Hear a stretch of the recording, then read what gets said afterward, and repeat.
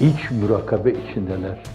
Sorguluyorlar kendilerini. مامۆستا محەممەد فەتحوڵڵا گولەن لە وتاری ئەم هەفتەیەدا ئاماژەی بەم چەند خاڵەی خوارەوە کرد. منی شەمیشە لە ناخمدا هەستم بەو ئاگرە کردووە، قەرچە قەرچ سووتانی نەوەکانم هەست پێ کردووە، یان ئەوەی بەهادینیەکان خراونەتە ژێر پێکانەوە. حەق و دادپەروەریش چەشنی پارچەدارە کە فڕێ دەدرێتە ناو ئاگرەوە. تەواوی ئەمانە چەشنی ئەوەی ڕەژویەک ئاگری پێوە بنرێت، هەمویان هەڵدەڕژێنە ناو ناخی منەوە.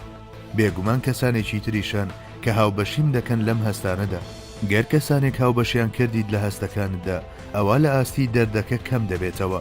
خۆ ئەگەر یەکێک بە تاقی تەنیا بەم هەستانەوە هەستێت و دانیشێت، کەسانێکی تریش وەک ئەوەی هیچ نەبوو بێت هەنگاوی خۆیان هەڵگرن، وای بە حاڵی ئەو داما و بێعەقڵ و ئەحمەقە کەواتە بێهودە خەریکی پەلەقاژەیە. بەڵام پێویست بەوەش دەکات کە هەڵوێستێکی خۆراگرانەمان بەرامبەر زوڵم هەبێ. دەنا پەنا بەخودا مامەڵەیەکی گوێمە دەریانە لە بەرامبەر تەواوی ئەو شتانەی دەسووتێن بە گەورەترین گوناه ئەژمار دەکرێت. کەسی ئیماندار پێویستە بە قوڵی هەست بە دەرد و خەمی مرۆڤایەتی و مرۆڤەکان بکات. گەرچی هێندە هەیە لە کاتی ئەم خەم و پێزانینەدا پێویستە تووشی بێهیوایی نەبین و هیوا بڕاومان نەکات و ئیرادەمان بە تەواوی ئیفلیز نەکات. هاوڕێکانمان کتێبێکیان بە ناوی قەدەری ڕێگا بڵاو کردوێتەوە. پێویستە ئەوانەی ڕویان داوە و ڕوودەدەن وەک قەدەری ڕێگا ببینین. ئەمەش بە واتایانەیە کە چەپڵە بۆ ئەو زوڵمە لێ بدەین یاخود چەپڵە بۆ زاڵمان بکوتین. پێویستە بە قوڵی هەست بەو دەردە بکەین. گەرچی نابێت بەو شێوەیەش بێت کە هەستی هیوای ئێوە و ئێمەش لەگەڵ خۆی بەرێت. نابێت هەتا ئەو ڕادەیە بڕوات. پێویستە مرۆڤ نەخاتە هیوا بڕاویەوە. پێویستە بە شێوەیەک نەبێت کە ئامبازی تەپلەسەری هەستی تکا ڕجا ببێت و بە تەواوی ئیفلیجی نەکات. دوا سنووری ئەوەیە هەتا ئەو خاڵە ڕێگای هەیە. بەڵام سەرڕای هەموو ئەمانە ئەمە قەدەری ڕێگاکەیە. پێغەمبەرە گەورەکانیش تووشی هەمان شت بوون. هەمیشە لە چێڵگەی پڕدڕک و داڵدا گەڕاون. ساتێک نەبووە قاچەکانیان خوێنی لێ نەچێت. خولەچێک لە ژیانیاندا نەبووە کە ناسۆری تێدا نەچێشن.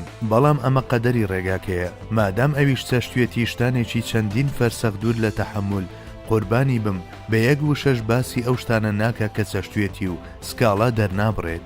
ئەوەی من دەیزانم تەنیا ئەوەیە جارێکیان بە دایکە عایشەمان دەڵێت زۆرم چەشت بەدەستی قەومەکەت. ئەڵڵا هیدایەتی ئەو کەسانە بدا کە ئەم شتانە بە خەڵکی دەچێژن.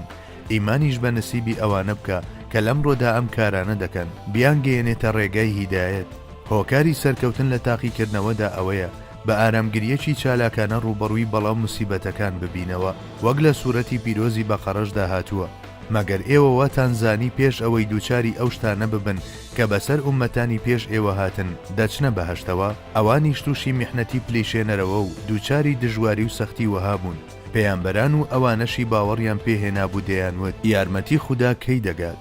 هەتا ئەو شتانی بەسەر کەسانی پێش ئێوەدا هادنێت بێ ئەوەی لە شیوی ئەبوو تالیبدا بخرێتە ژێرگەمارەوە، هەتا ڕوبەڕووی هەڕەشە و سوکایەتی و ساختەیەکی وەک فڵان کەسەکان تیرۆرستن نەبیتەوە، واتان زانی دەچنە بەهەشتەوە. هەتا لە حەق و حەقیقەت بێبەشت نەکەن، واتان زانی دەچنە بەهەشتەوە. هەتا کە پستان نەکەن، واتان زانی دەچنە بەهەشتەوە. هەتا لە خاک و ئاو و نیشتیمانتان نەکەن، لەو نیشتیمانەی کە دەشێت خۆڵەکەی وەک کل و سوورمە لە دەموچاوت بدەیت، واتان زانی دەچنە بەهەشتەوە. تابلۆی شانازی مرۆڤایەتی ڕوبەڕووی هەموو ئەمانە بوویەوە. کاتێک لە جمکەکەی کە هاوشێوەی خۆیەتی جیابووەوە، کاتێک لە کەعبە جیابووەوە بەناچاری، لە کاتی هیجرەتیدا ئاوریدایەوە بۆ دواوە و لە هەنسکی گریانیدا فەرمووی گەر ئەمانە منیان لە تۆدا نەبڕیایە من لە تۆ گیان نەدەبوومەوە. بەڵێ بە شمشێرەکانی دەستیانەوە دوای کەوتبوون، بە تەواوی نیەتی لە ناوبردنیان هێنابوو.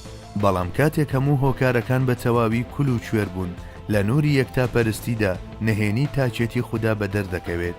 ئاگا و هۆشیار بن، یارمەتی خوددا زۆر نزیکە. ئینشاءڵڵا یارمەتی خوددا زۆر نزیکە.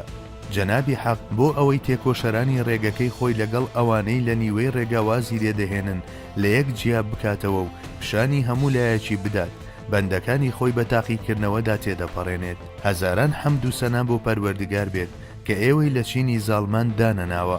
هیجرەتی ئیختیاریانەی بە نسیبی هەندێکتان کرد و هیجرەتی ناچاری بە نسیبی هەندێکی ترتان کرد. مەغدوربوون و بێبەشبوونیشی کردە هۆکارێک بۆ چاکبوونەوەی هەندێکی ترتان.